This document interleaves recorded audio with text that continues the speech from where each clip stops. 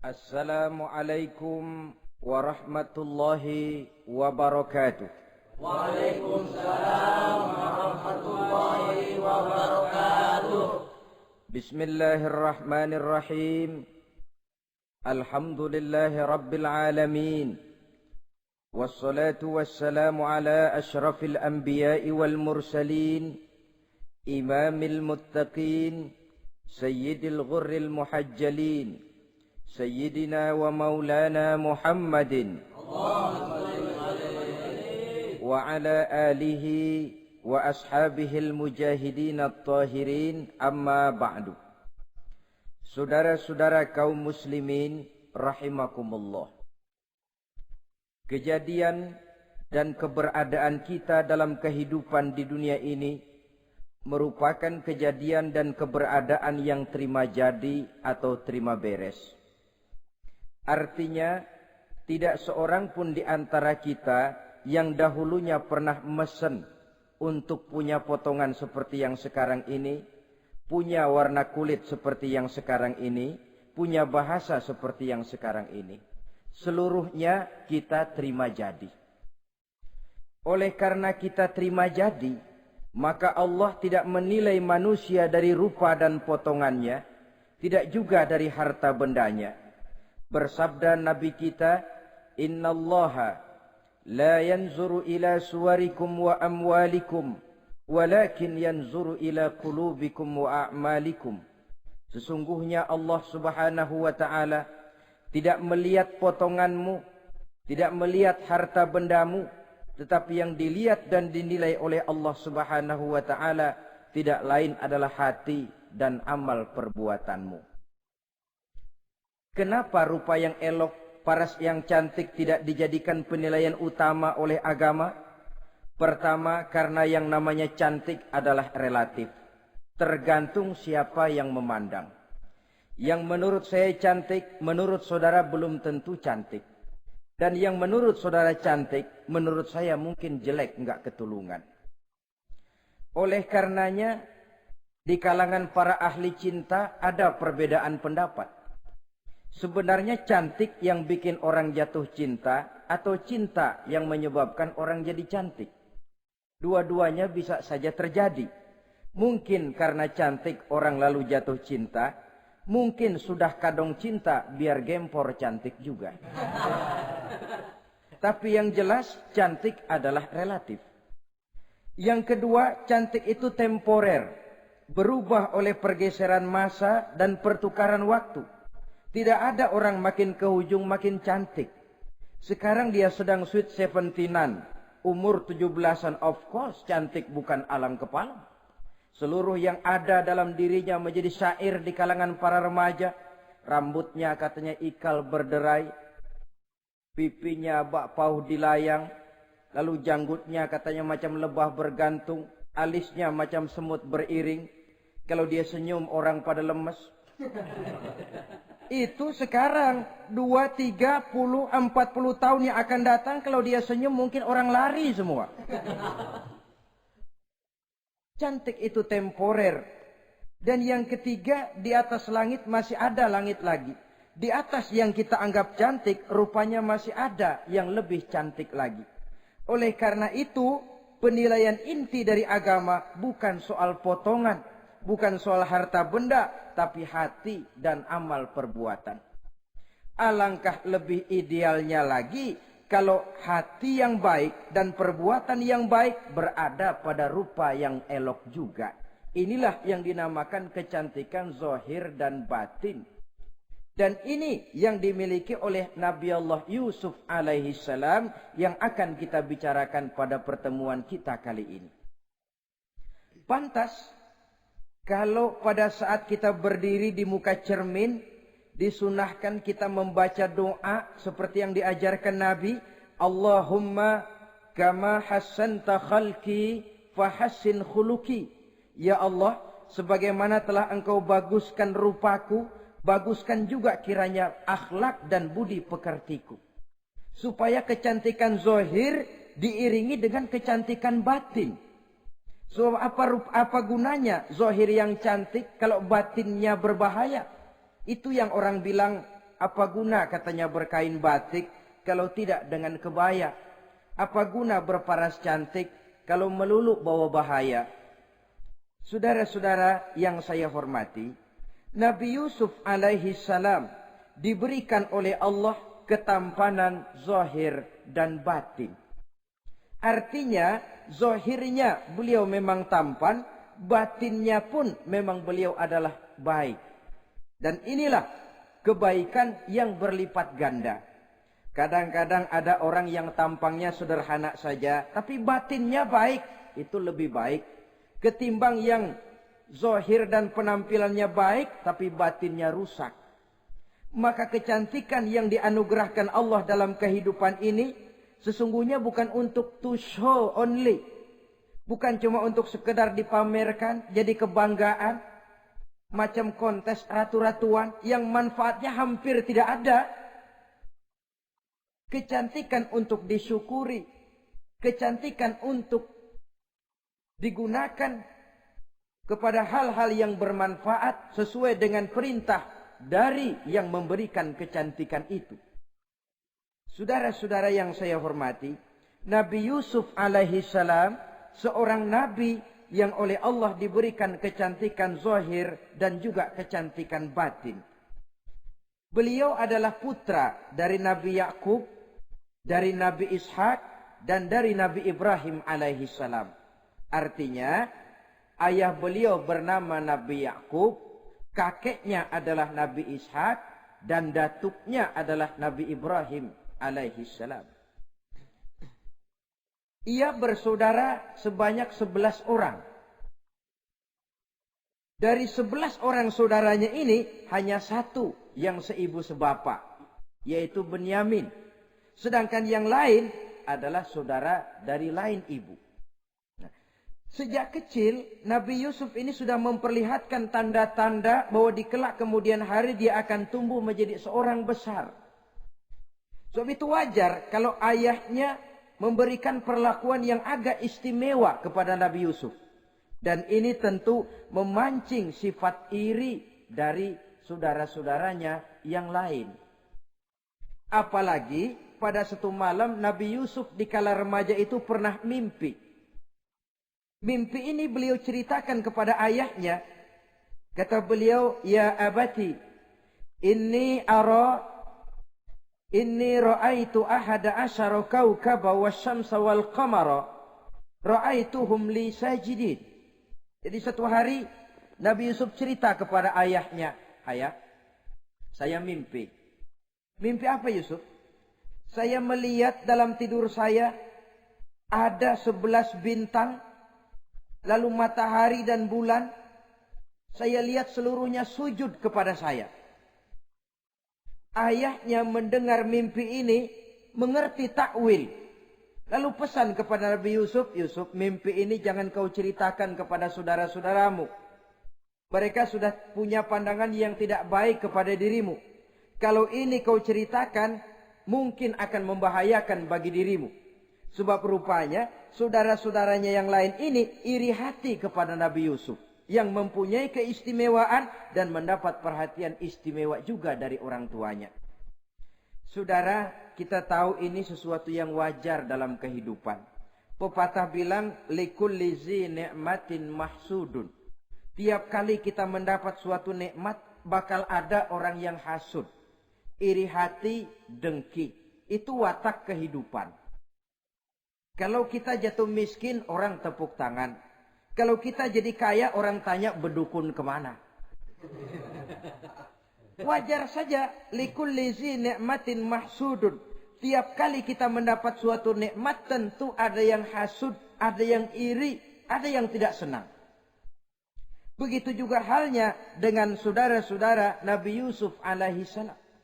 Dan watak iri hati ini tidak cuma tinggal iri hati. Mereka buktikan lewat tindakan konkret. Suatu hari mereka musyawarah, saudara-saudara yang iri ini. Saudara-saudara, bapak kita enggak adil. Masa Yusuf mendapat perlakuan istimewa?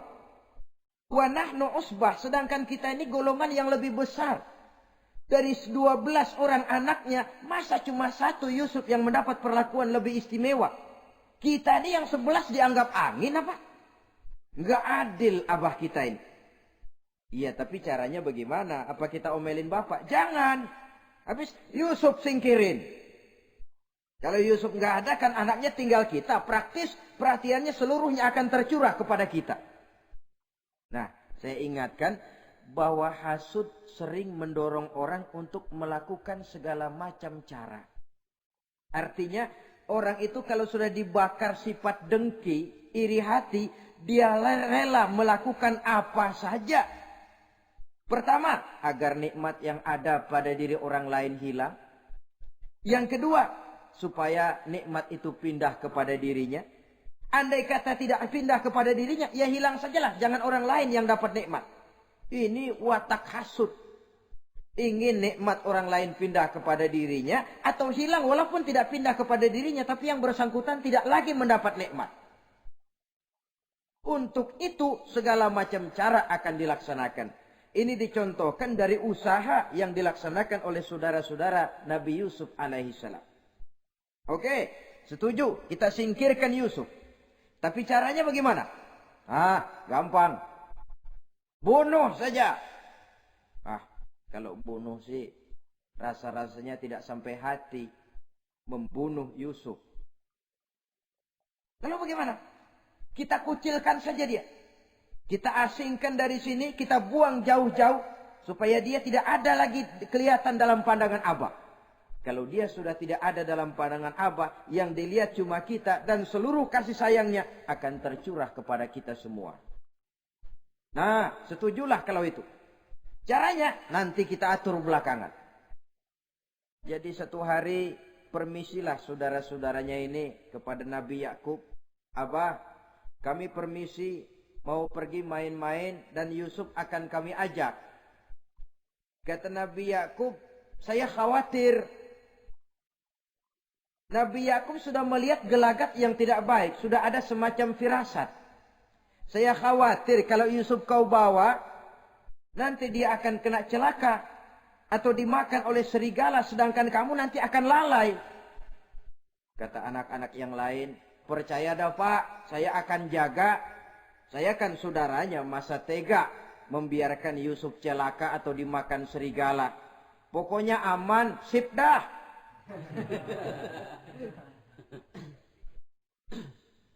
Sampai akhirnya Nabi Yakub mengizinkan. Pergilah 12 bersaudara ini pergi bermain-main. Mula-mula berkejar-kejaran, Yusuf ikut main kejar-kejaran. Lantas buka baju, Yusuf ikut buka baju. Sampai ketika tiba di tepian sebuah sumur tua, rencana yang sudah disepakati itu dilaksanakan. Nabi Yusuf diangkat beramai-ramai, digotong, lalu dimasukkan, diceburkan ke dalam sumur mati itu. Kemudian baju Nabi Yusuf itu mereka basahi dengan darah kambing. Setelah itu mereka pun pulang menemui Nabi Yakub alaihi salam dengan rasa sedih yang dibikin-bikin. Ini penyakit hasud. Jadi kalau orang hasud kepada kita, begitu kita mendapat kesulitan, dia datang dengan air mata buaya. Belaga sedih, belaga ikut berduka cita, padahal sih hatinya sorak. Padahal batinnya girang bukan main. Pak, saya ikut berduka cita. Pak, saya ikut sedih. Padahal hatinya biar mampus loh. Ini yang dilakukan oleh saudara-saudara Nabi Yusuf. Mereka datang dengan air mata berurai, nangis. Abah, ketika kami sedang main-main, Abah, kami lupa, kami tinggalkan Yusuf sendirian. Ketika kami balik, kami cuma mendapati bajunya sudah berlumur darah. Barangkali saudara kami Yusuf dimakan oleh serigala. Nabi Yakub tercenung. Ternyata firasatnya adalah benar. Baju Nabi Yusuf itu yang berlumur darah kambing, buatan saudara-saudaranya yang hasud tadi, diciumi dan dipeluk oleh Nabi Yakub. Kepedihan seorang ayah yang ditinggalkan oleh anak tercintanya. Saudara, adapun Nabi Yusuf alaihi salam tercebur di sumur mati itu.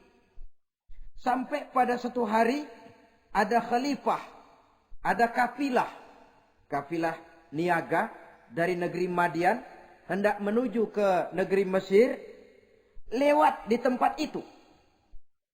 Ketika salah seorang mereka bernama Malik bin Dha'ar hendak mengambil air, timba diturunkan ke dalam sumur. Begitu diangkat, ini air kok berat amat.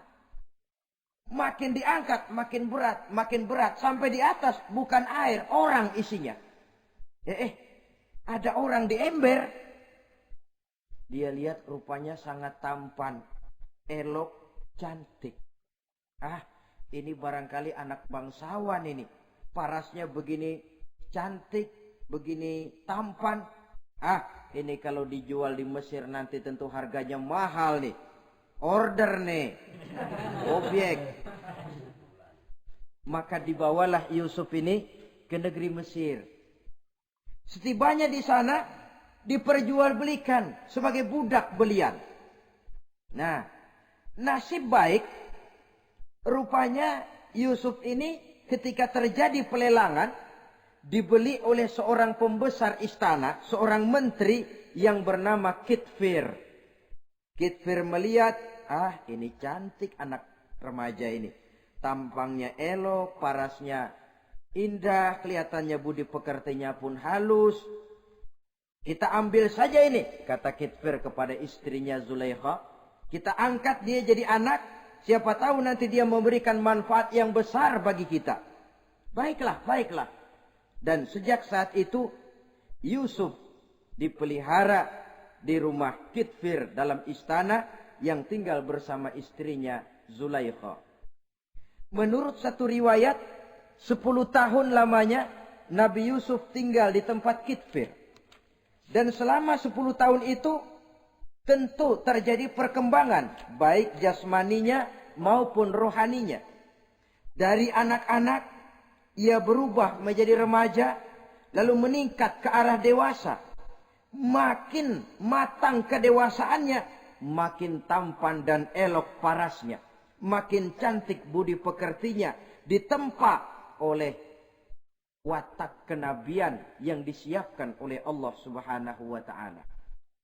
Sehingga tidak heran, ketampanan Nabi Yusuf ini lalu jadi buah bibir di kalangan istana.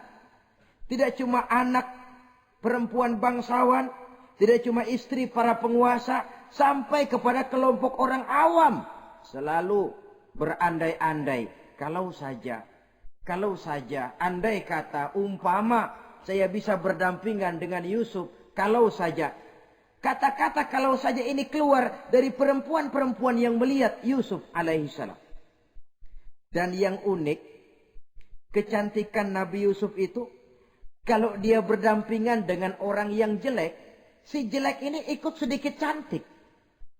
Biasanya kan kalau ada orang ganteng duduk berdampingan sama orang jelek, yang ganteng makin kelihatan kegantengannya, yang jelek makin demek. Itu biasanya. Tapi kecantikan Nabi Yusuf ini tidak mengangkat orang lain. Nah, rupanya yang tertarik kepada ketampanan Nabi Yusuf ini tidak cuma perempuan-perempuan lain, juga termasuk Siti Zulaikha, istri daripada Kitfir, yang merupakan ibu angkatnya.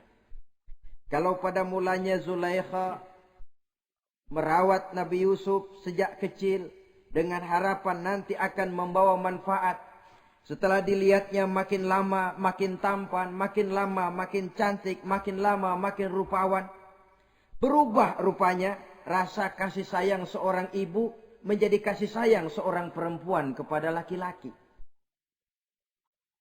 Dia merindukan saat-saat di mana dia bisa mencurahkan rasa hatinya itu kepada Nabi Yusuf alaihi salam. Hampir-hampir nyaris Zulaikha ini, kalau istilah anak muda barangkali, siang jadi kenangan, malam jadi impian. Kemanapun dia pergi, bayangan Yusuf juga yang selalu menggodanya. Selalu ditunggunya saat-saat yang mungkin untuk dia bisa menyampaikan hasrat hatinya kepada Nabi Yusuf alaihi salam. Dan saat itu pun datang. Satu hari Kitfir harus menghadiri persidangan negara. Rumah besarnya lenggang, para pembantu kebetulan tidak seorang pun ada di dalam. Inilah saat yang ditunggu-tunggu oleh Zulaikha.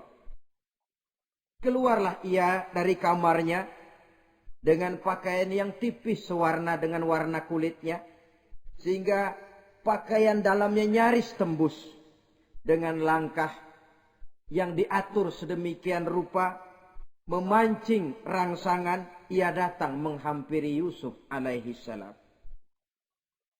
Lalu dengan suara lemas memelas, ia pun memanggil Yusuf. Ada apa tuanku? Sini yang. Kalau bahasa kita. Melihat mendengar suaranya yang lain dari hari-hari biasa. Apalagi melihat pakaian Zulaikha yang begitu tipis. Jantung Nabi Yusuf berdetak sangat cepat. Darah mengalir dengan cepat.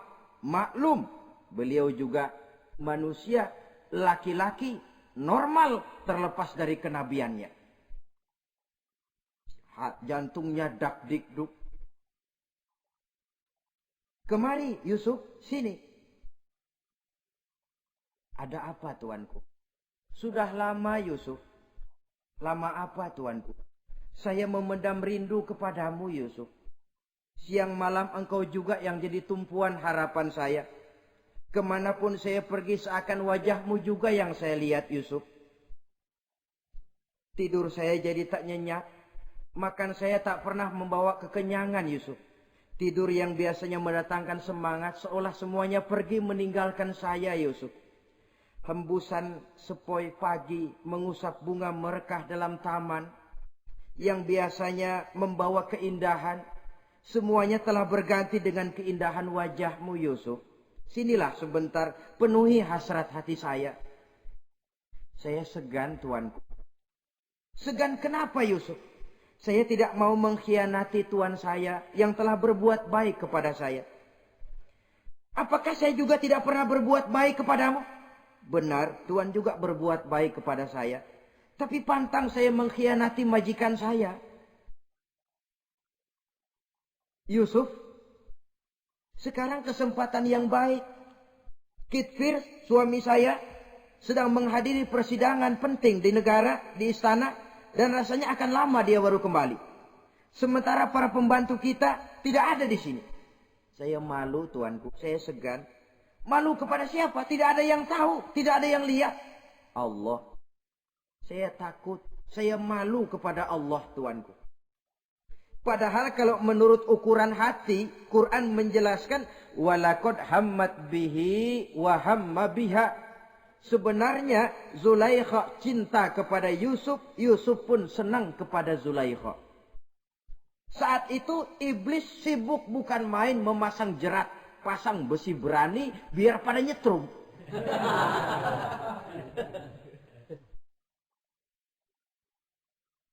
Zulaikha senang Yusuf. Yusuf sebenarnya pun secara manusiawi menyenangi Zulaikha. Walaula an ra'a burhana rabbih. Tapi Yusuf ketika itu melihat larangan Allah, peringatan Allah. Seolah-olah dia lihat Allah mengatakan, Yusuf, ini letter S. Dilarang parkir di sini. Menurut satu riwayat, Nabi Yusuf melihat ayahnya, Nabi Yakub, melambai-lambaikan tangan menyetop. Seolah-olah melarang dia meneruskan langkahnya. Riwayat lain menjelaskan, seolah-olah Nabi Yusuf dibisiki oleh malaikat Jibril. Yusuf, kalau kamu kalah sekarang, kamu sama saja gajah kemasukan semut di kupingnya terus mati. Tapi kalau kamu menang, kamu adalah gajah yang tidak terkalahkan. Ada semut mati oleh, ada gajah mati oleh semut. Alangkah memalukan. Binatang yang begitu besar jatuh hanya oleh binatang yang begitu kecil. Artinya apa? Kau akan jadi orang besar Yusuf. Apakah harus gagal dan jatuh cuma karena bujuk rayu seorang perempuan macam ini? Satu riwayat menjelaskan semacam itu. Sehingga mantap Yusuf. Maaf tuanku. Saya malu kepada manusia. Saya malu kepada majikan. Tapi saya lebih malu lagi kepada Allah. Saat ini majikan tidak tahu. Orang seorang pun tidak ada yang lihat. Tapi Allah pasti lihat. Itu yang saya malu. Ah Yusuf. Jangan sok kalem sob. Mumpung situasi mengizinkan. Mubazir nih. Zulaikha pun berangkat pergi ke tempat pembaringan. Ke tempat tidur. Lalu dengan pose yang merangsang. Aduhai. Melambai-lambaikan tangannya. Hai tanak. Yusuf sini. Yusuf kemari. Nabi Yusuf dipelihara oleh Allah. Ketika Nabi Yusuf tetap menampakkan keengganannya, Zulaikha jadi berang.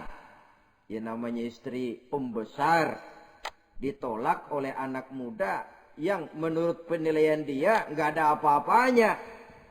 Lu kan kecemplung di sumur, gua pungutin.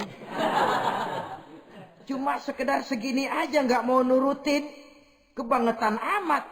Bukan Zulaikha kalau nggak nekat. Dia bangun dari pembaringannya.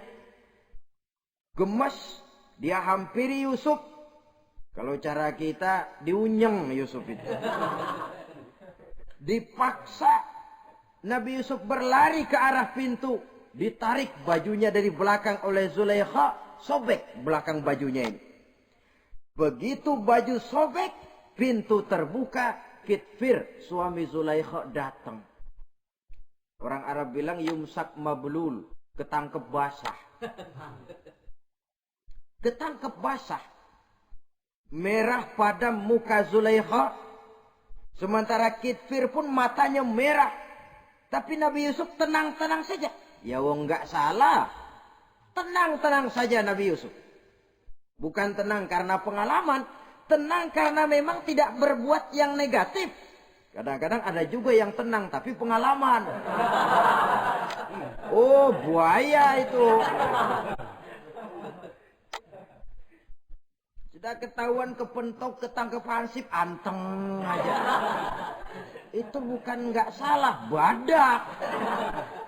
Nabi Yusuf tenang karena memang tidak berbuat salah apapun. Nabi Yusuf tenang karena yakin dirinya benar. Sehingga mantap menghadapi kedatangan Kitfir yang sangat tiba-tiba itu. Adapun Zulaikha ketika melihat suaminya berdiri di muka pintu, cepat-cepat dia berubah siasat. Inilah salah satu kelihayan makhluk bernama perempuan. Dia pandai bersalin rupa, dia pandai bermain minyak di atas air. Melihat suaminya datang, roman mukanya pun menjadi sedih. Air mata berurai membasahi pipi. Papa katanya. Apa balasan bagi orang yang mau menistakan istri papa? Maksudmu apa Zulaikha? Yusuf gile. Dia mencari kesempatan dalam kesempitan. Dia mau menodai kehormatan saya.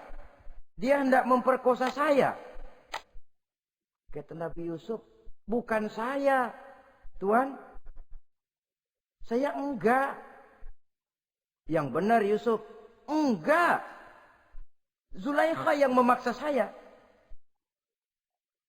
Betul Zulaikha, tidak. Yusuf yang memaksa saya. Sampai akhirnya salah seorang dari isi rumah itu memberikan jalan keluar. Tuan Kitfir, begini saja. Sulit memang untuk dilacak kebenarannya. Cuma periksa saja baju Yusuf. Kalau bajunya sobek di belakang, Yusuf benar. Zulaikha salah. Kalau baju Yusuf sobeknya di depan, Zulaikha yang benar. Yusuf yang salah. Nah, apa artinya itu? Kalau bajunya sobek di belakang kan artinya Yusuf kabur ditarik dari belakang. Tapi kalau bajunya sobek di depan, itu artinya Zulaikha nyakar-nyakarin baju Yusuf dari depan. Lihat saja, pokoknya kalau bajunya sobek di belakang, Yusuf benar, Zulaikha salah. Kalau baju Yusuf sobek di depan, Yusuf salah, Zulaikha benar. Ketika diperiksa, dicek bajunya, betul sobek di belakang. Artinya Yusuf benar, Zulaikha yang salah. Kata Kitfir, Zulaikha, jelas sudah bagaimana kejadian yang sebenarnya. Oleh karena itu, bertaubatlah kamu kepada Allah. Dan kau Yusuf, jangan ceritakan peristiwa aib ini kepada siapapun. Untuk menjaga nama baik kita bersama. Baik Tuan. Saudara-saudara kaum muslimin yang saya hormati. Tapi ya bagaimana? Serapi-rapinya menyimpan barang busuk, toh akhirnya tercium juga. Gosip ini akhirnya tersiar di mana-mana, terutama di kalangan para pembesar. Sehingga kalau kumpul para istri pejabat, Zulaikha jadi bahan gunjingan. Kan main bini menteri demen sama budaknya. Nggak salah apa tuh? Jadi bahan ejekan. Ya sebab tentu ukuran mereka yang belum pernah ngelihat Yusuf, kalau duren ketemu duren dong. Masa duren ketemu ketimun ya bonyok. Artinya nggak seimbang. Masa istri bangsawan tergila-gila sama anak angkatnya, sama budak beliannya, nggak masuk rasio itu. Zulaikha dengar berita macam itu.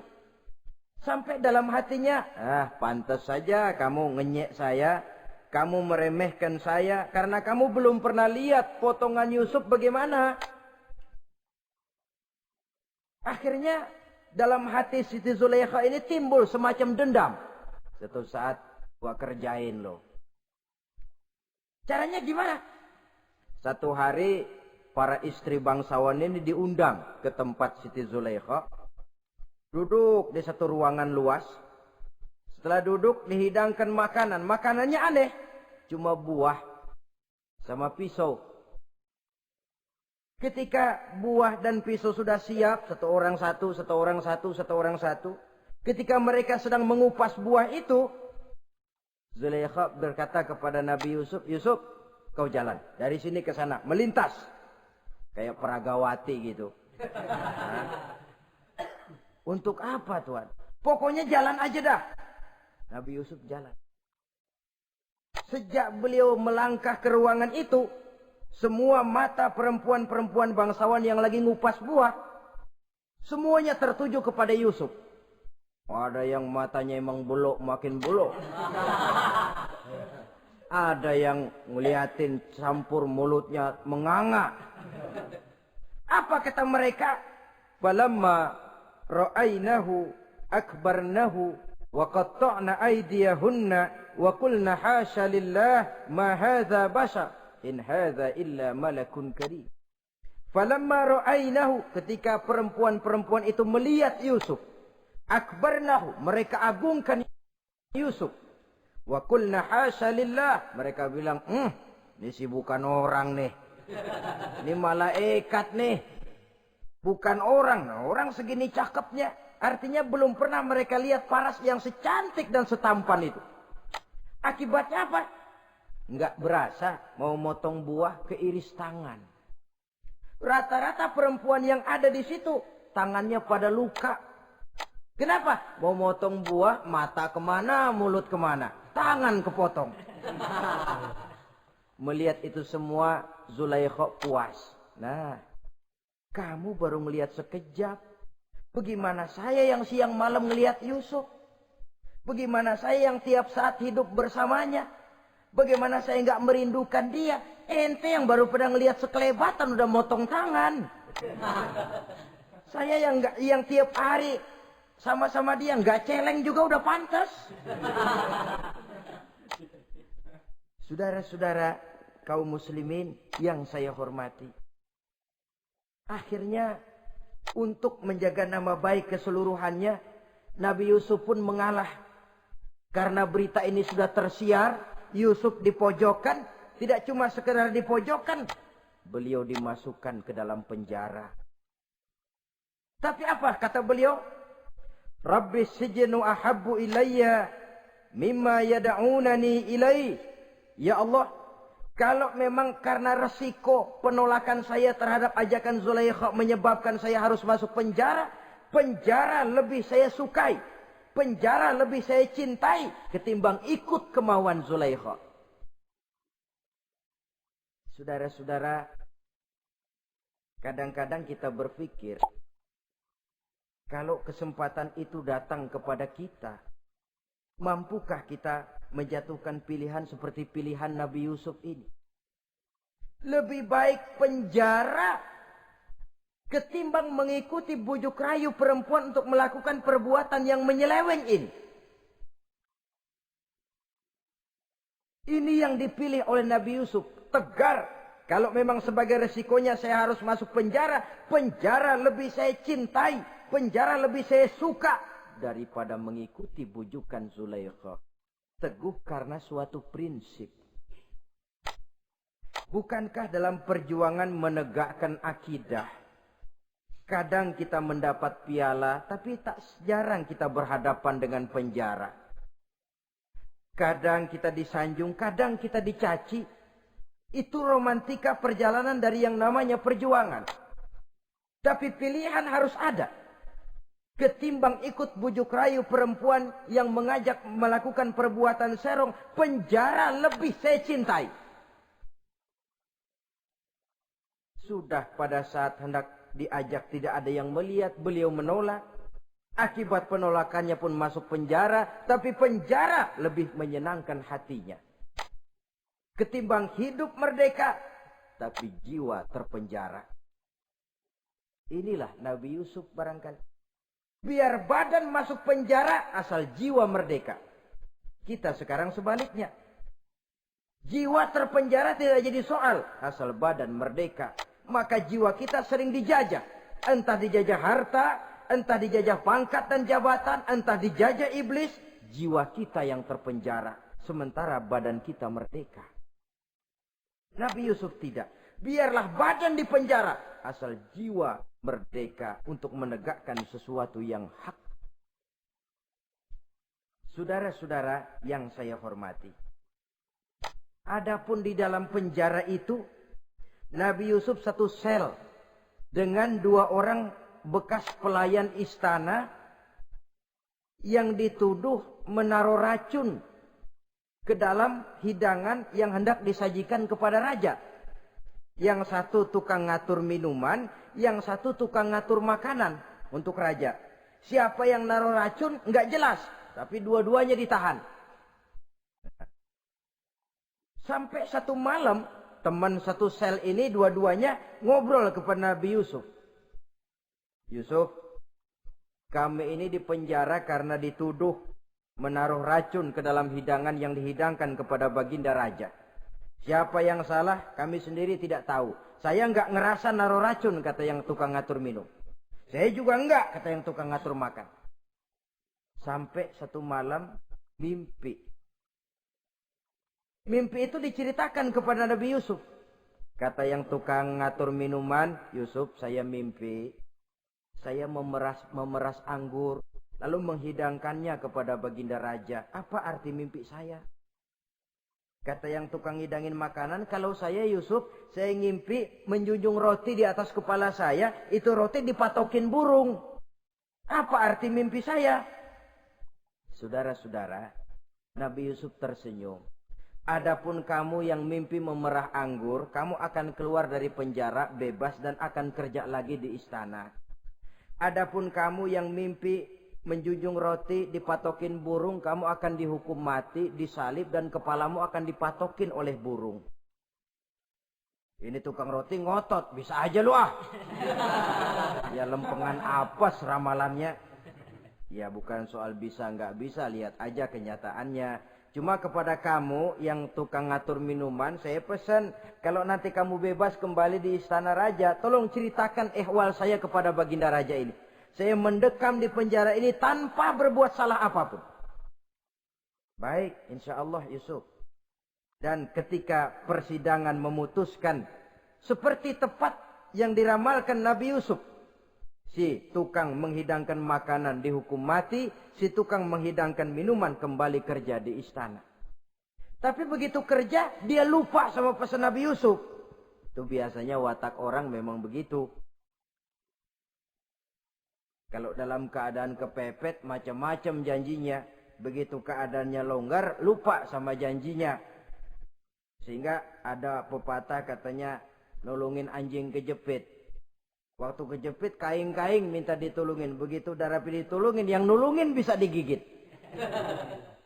Saudara hadirin yang saya hormati, sampai bertahun-tahun Nabi Yusuf mendekam dalam penjara. Tapi itulah yang menambah kedewasaannya.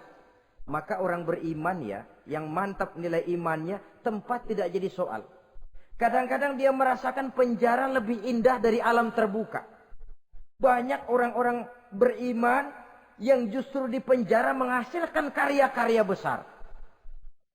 Kita tahu misalnya almarhum Hamka justru di penjara bisa menyelesaikan tafsir Al-Azharnya. Salah satu karya besar pujangga terkemuka ini. Macam Hasan Al-Banna, Abdul Qadir Audah, dan banyak lagi tokoh-tokoh Ikhwanul Muslimin merasakan justru penjara itu bagaikan sorga. Kenapa? Mereka yakin di penjara untuk sesuatu yang benar. Maka tempat tidak pernah jadi masalah. Kalau jiwa merdeka puluhan tahun mendekam di penjara, tidak akan merupakan satu rasa yang lama. Kenapa? Jiwa tidak bisa dibatasi oleh ruangan 2x3 meter. Jiwa yang merdeka tidak bisa dibatasi dengan teralis besi. Jiwa yang merdeka tidak bisa dibatasi dengan dinding tembok yang tebal. Jiwa yang merdeka mengembara, melanglang buana, mencari idealisme yang ada dalam dirinya. Itu yang dirasakan oleh Nabi Yusuf alaihissalam. Untungnya satu malam raja ngimpi. Untungnya ini. Ngimpinya luar biasa. Ada 7 ekor lembu gemuk-gemuk. Makanin 7 ekor lembu yang kurus-kurus. Lalu ada 7 batang gandum yang isinya gemuk-gemuk. Ada 7 batang gandum yang sudah layu-layu. Nah, pagi-pagi ini seluruh dukun-dukun istana dikumpulin. Para ahli nujum apel menghadap baginda raja. Nujum, dukun, ada apa Tuan Raja?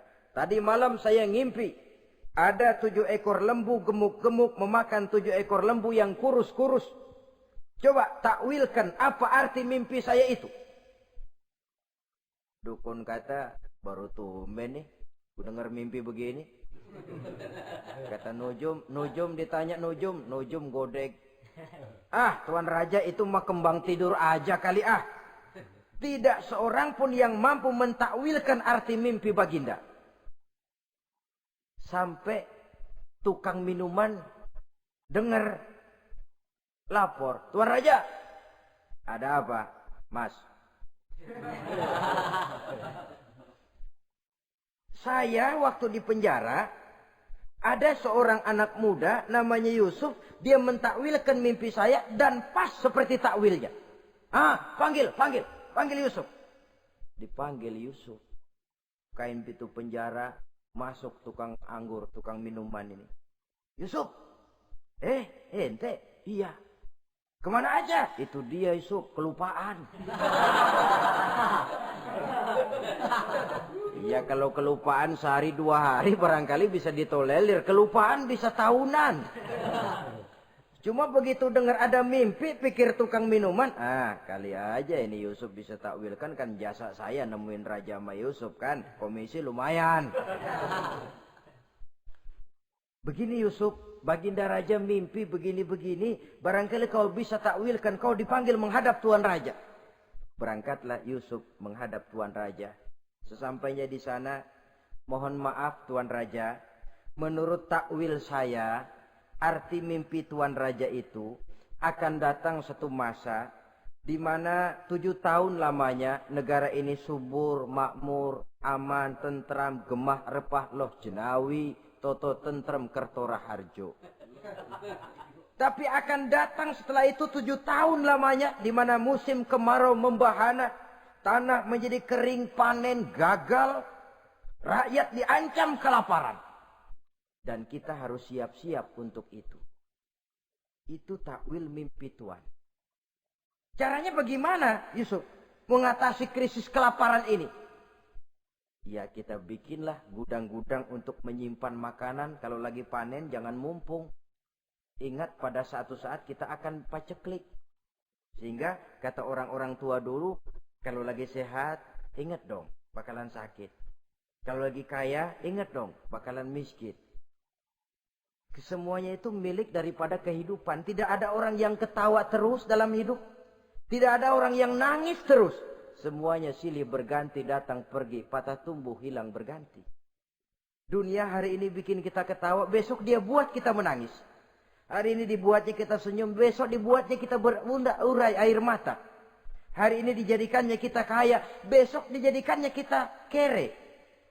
Pantas kalau orang bilang, wamal hayatud dunya, Allah mengatakan wamal hayatud dunya illa lahwun wa la'ib. Hidup dunia ini cuma sandiwara. Tiap kita sekarang sedang memegang peranan. Ketika memegang peranan, ya jadi orang kaya peranan, jadi kiai peranan, jadi jenderal peranan. Sama saja dengan wayang golek. Gatot Kaca yang bertulang kawat berotot baja, punya ajian beraja musti, gagah perkasa, bisa terbang di angkasa. Hebat perkasa Gatot Kaca. Kapan? Waktu dipegang dalang. Betul apa benar? Gagahnya Gatot Kaca, sakti mandragunanya sang Gatot Kaca. Kapan itu? Waktu dipegang dalang. Begitu peranannya selesai, sama dalang dimasukin ke kotak, diam aja Gatot Kaca. Terbang kek? Enggak, diam aja. Begitulah kehidupan ini. Gagah kita menyandang bintang 4 di pundak. Gagah kita membawa harta yang banyak. Gagah kita membawa jabatan ini dan itu. Waktu oleh sang sutradara dimasukkan ke dalam lubang yang luasnya tidak lebih 1 kali 2 meter. Enggak bekutik. Enggak ada yang lawan. Jenderal yang berbintang 4 dilonjorin, dia yang lihat anteng aja. Habis peranan sudah sampai di situ. So itu wajar. Kata Nabi Yusuf, kalau lagi panen, ingat pada suatu saat kita akan paceklik. Jangan giliran panen. Panen besar. Di daerah-daerah kita lihat. Sudah panen pesta pora. Bukan bersyukur kepada Allah. Tapi kegembiraan itu diwujudkan dalam bentuk lain. Tontonan yang membuat lupa diri, bermabuk-mabukan. Sehingga kadang-kadang kalau di daerah itu katanya kalau musim panen, musim kawin. Musim paceklik, musim cerai. Saudara-saudara kaum muslimin yang saya hormati. Karena itu dalam satu hadis Nabi ingatkan, ta'arraf ilallah firraha ya'rifka fisyiddah. Ingatlah kepada Allah di waktu kamu senang, supaya Allah ingat kepadamu waktu kamu susah. Kalau waktu senang kita lupa kepada Allah, ya wajar. Kalau waktu susah Allah juga lupain kita.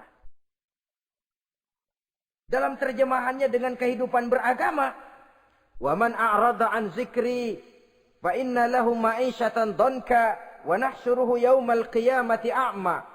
Siapa yang berpaling daripada peringatanku, kata Allah, aku akan berikan dia penghidupan dan kehidupan yang sempit.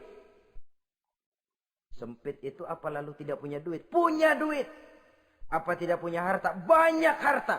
Tapi banyaknya harta, tumpukan duit tidak membuat hatinya makin luas. Tidak membuat hidupnya makin lapang. Sempit, sempit, dan sempit. Itu azab. Yang paling celaka, wa nahsyuruhu yaumal qiyamati a'ma. Di akhirat kami kumpulkan dia bersama orang-orang buta. Allahu Akbar. Di padang mahsyar, dikala orang sibuk, pusing dengan urusan masing-masing, buta lagi. Yang enggak buta aja pusing. Mereka teriak-teriak, qala rabbi lima hasyartani a'ma wa qad kuntu basira. Ya Allah, kenapa kami buta padahal waktu di dunia kami melihat? Allah jawabnya enak aja. Kazalika atatska ayatuna fanasitaha wa kazalika al-yauma tunsa. Rasain dulu. Dulu waktu di dunia datang peringatanku pada belaga pilon. kamu lupakan, sekarang juga pantas kamu dilupakan. Waktu susah kamu lupa, waktu senang kamu lupa Allah. Waktu susah juga pantas kamu dilupakan Allah. Waktu di dunia kau berpaling dari peringatan Allah. Kalau sekarang Allah berpaling kepadamu juga adil. Walaupun kalau Allah mau tidak berpaling juga adil. Sebab Allah itu mutlak. Tidak ada yang membatasi apa yang dimaui oleh Allah. Saudara-saudara kaum muslimin, itu pesan Nabi Yusuf. Bikin gudang yang besar, simpan bahan makanan untuk persediaan musim kemarau. Kalau begitu sekalian aja deh Yusuf. Sekalian bagaimana Tuan Raja? Kau saya angkat jadi menteri urusan makanan dan urusan kemakmuran. Tuan Raja, apa enggak terburu? Kau bisa mentakwilkan mimpi saya, bahkan kau bisa mencari jalan keluar. Ini sudah sesuatu yang menguntungkan Yusuf. Mencari jalan keluar ini pemikiran yang menteri saya belum bisa berpikir kayak kamu. Sudah, kau pegang jabatan ini. Nabi Yusuf tidak minta diberi